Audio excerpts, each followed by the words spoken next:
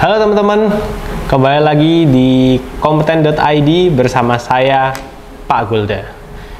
Jadi di kesempatan kali ini kita akan belajar sedikit tentang yang namanya sensor. Mungkin teman-teman masih bingung, apa sih sebenarnya sensor itu?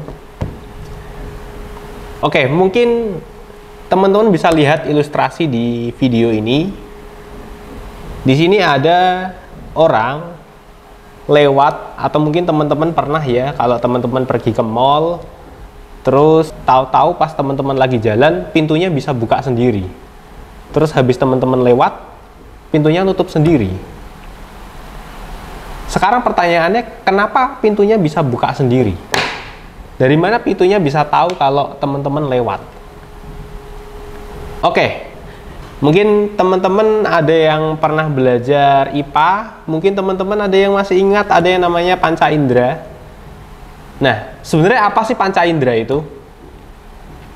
Mungkin teman-teman tahu bahwa kita manusia ini punya beberapa panca indera, seperti misalkan indera penciuman, penglihatan, peraba, pengecap, penglihatan, yang mana itu jumlahnya ada 5. Misalkan kita contoh mata ya, kita dengan mata ini kita bisa melihat. Bayangkan kita tidak punya mata, apa yang terjadi? Kita tidak bisa melihat, kita tidak tahu kalau di depan tuh ada orang, ada misalkan di depan, di jauh sana ada gunung misalkan, atau misalkan teman-teman lagi makan gitu, ternyata masakannya terlalu asin misalkan, atau teman-teman makan pisang misalkan, rasanya manis. Kenapa teman-teman bisa merasakan manis? Karena di lidah teman-teman itu ada indera yang bisa merasakan kalau pisang ini manis misalkan, garam itu asin, belimbing wuluh misalkan itu rasanya asam. Sebenarnya teman-teman, ketika kita bicara tentang sensor, jadi sensor itu adalah inderanya robot. Kalau di kita ini ada panca indera, kita punya mata, kita punya telinga untuk mendengar. Robot itu juga punya panca indera. Lah, panca inderanya robot, ya dalam tanda kutip panca inderanya robot atau inderanya robot itu namanya sensor. Dengan sensor itulah robot bisa merasakan kalau ini di depan ada orang. Ini di depan ada objek misalkan. Jadi ketika teman-teman, misalkan kita ilustrasi yang tadi ya, misalkan teman-teman datang ke mall, terus tiba-tiba teman-teman pas lagi jalan tiba-tiba pintunya buka sendiri. Kenapa pintunya bisa buka sendiri? Karena di pintu itu ada sensornya. Nah, sensor itulah yang jadi alat inderanya robot gitu. Jadi si pintunya itu bisa tahu kalau ini ada orang nih, ada objek nih di depan. Dengan si pintunya itu tahu kalau di situ ada objek, maka dia akan buka otomatis. Nah, ketika objeknya udah lewat, teman-teman udah jalan nih misalkan berapa meter gitu, pintunya akan melihat lagi, ini objeknya udah pergi nih. Baru dia akan tutup otomatis. Jadi kalau teman-teman pernah lewat ke mall, pernah jalan ke mall misalkan atau ke tempat lain yang mana tiba-tiba pintunya bisa buka otomatis. Nah, pintu itu bisa buka otomatis karena ada sensornya, teman-teman. Nah, kali ini, di kesempatan kali ini kita akan belajar salah satu sensor yang akan kita pakai di robotika di kompeten ini. Nah, salah satu sensor yang paling sering dipakai itu ada banyak banget ya sebenarnya teman-teman. Ada sensor inframerah ya, yang mana dia mendeteksi inframerah. Ada sensor cahaya yang dia nanti mendeteksi kalau ada cahaya. Ada sensor buat mengukur suhu ya. Yang mana di kesempatan kali ini kita akan belajar salah satu sensor, yaitu sensor inframerah. Yang mana ini mungkin nanti akan banyak dipakai sama teman-teman di project-project di robotika ini ya. Nah, mungkin teman-teman ada yang masih bingung, ini sebenarnya sensor ini cara kerjanya seperti apa sih? Kita ambil contoh sensor infrared ya, sensor inframerah ini ya. Kita akan ambil contoh ya. Sebenarnya sensor inframerah yang Pak Gulda pegang ini cara kerjanya gimana sih? Oke, teman-teman bisa lihat di ilustrasi ya. Jadi sensor inframerah dia akan bekerja dengan cara dia akan memancarkan sinar inframerah dari lampu. Ini kan ada kayak dua lampu ya. Lampu yang warnanya putih kalau nggak salah. Ini dia nanti akan memancarkan sinar atau cahayanya itu tapi cahaya inframerah. Ketika inframerah ini mengenai sebuah benda, misalkan di depan sensornya ada benda nih misalkan ya, nanti inframerahnya ini akan memantul ke benda itu dan dia akan diterima sama si lampu yang warnanya hitam ini. Ketika jaraknya melebihi ambang batas, maka arus listrik yang ada di pin out itu akan mati atau berhenti. Ya. Kurang lebih caranya seperti itu.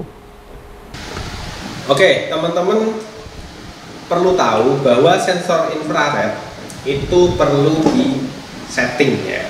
Jadi ketika teman-teman habis beli sensor infrared, terkadang kalau teman-teman langsung bikin itu jadi robot, itu kadang tuh nggak berfungsi sebagaimana mestinya karena memang dia perlu disetting dulu teman-teman. Jadi kalau teman-teman beli baru, coba disetting dulu karena kadang barang yang baru itu kadang tidak berjalan sebagaimana semestinya karena memang kadang dari pabrikannya sana juga nggak disetting dulu. Jadi teman-teman harus lakukan setting sendiri. Oke, mungkin di sini kalian bertanya, lah ini cara nyetingnya gimana Pak? Yang kalian perlu lakukan adalah kalian buat dulu rangkaian seperti yang sudah saya buat di video ini. Kalian bisa tiru, dan untuk cara bikin rangkaiannya gimana, kalian bikin aja rangkaian itu di breadboard.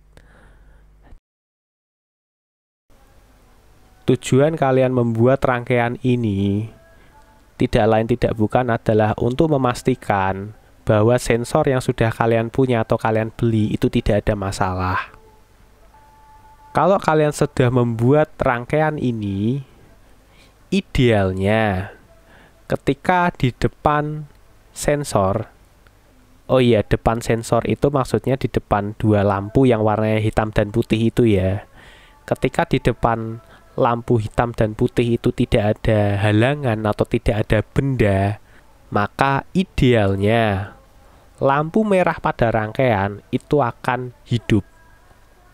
Tapi mungkin ketika teman-teman membuat rangkaian ini, lampu yang ada di rangkaian itu mungkin masih mati.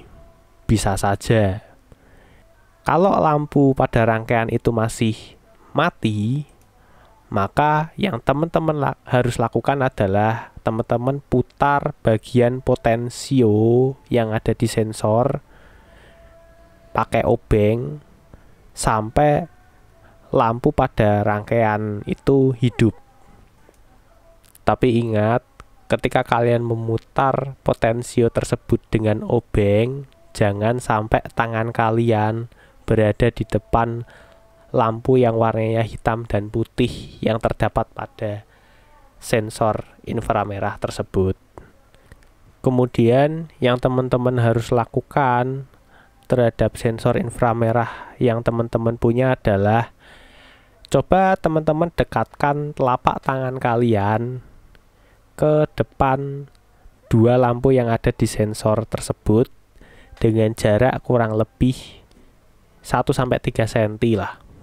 Setelah itu, idealnya yang akan terjadi adalah lampu pada rangkaian teman-teman, yang mana di gambar ini saya bikin lampunya warnanya merah ya. Idealnya lampu warna merah itu akan mati kalau teman-teman dekatkan telapak tangan kalian ke dua lampu yang ada di sensor itu. Harusnya lampunya mati. Tapi mungkin ketika teman-teman deketin tangan kalian jarak 1-3 cm, mungkin lampu pada rangkaian itu belum mati atau tidak mau mati. Nah, kalau itu terjadi, maka Yang harus teman-teman lakukan adalah kalian putar potensio yang ada di sensor dengan obeng. Kalian putar-putar saja sampai lampunya itu mati. Dan ketika kalian lepaskan tangan kalian, harusnya lampunya akan hidup.